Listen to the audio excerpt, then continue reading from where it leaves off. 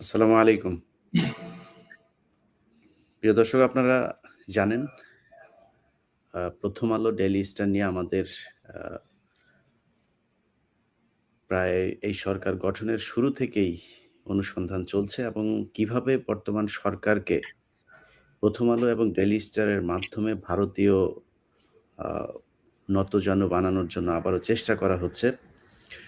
তো তার ধারাবাহিকতায় আমরা আজকে আরেকজনের মুখোশ উন্মোচন করতে চাই। যিনি হচ্ছেন টিআইবি অর্থাৎ যেটা ট্রান্সপারেন্সি ইন্টারন্যাশনাল বাংলাদেশ। এটা যদিও সারা পৃথিবীতে আমি ইউএসএ তে এসে অনেককে জিজ্ঞেস করেছিলাম যে টিআইবি সম্পর্কে জানে কিনা? তারা টিআইবির নামও জানে না। টিআইবি বা টিআই ট্রান্সপারেন্সি ইন্টারন্যাশনাল এটা কি? এটা আমার মনে হয় এই ৩য় বিশ্বের দেশগুলোতে বোধহয় তারা একটা ভাব ধরে যে এটা বিশাল আকারের দুর্নীতির পরিমাপক।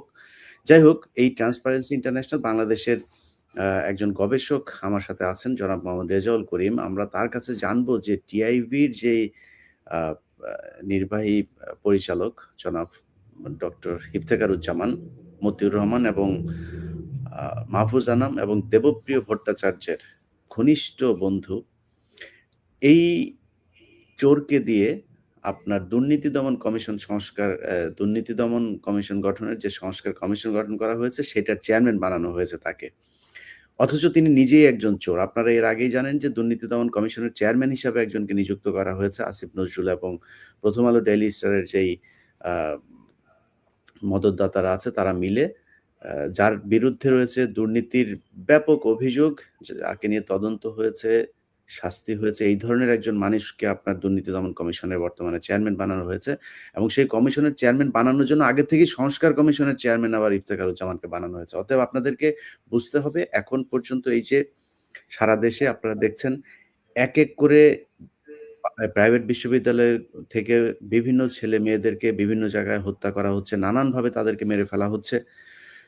আপনার এই যে তাবলিগ জামায়াতের ইজতেমা নিয়ে আপনারা দেখেছেন যে ডেইলি স্টারের মাহফুজ আনামের আত্মীয়স্বজনরা কিভাবে সাদ গ্রুপকে এই বাংলাদেশের আলেমদের উপরে লেলিয়ে দিচ্ছে।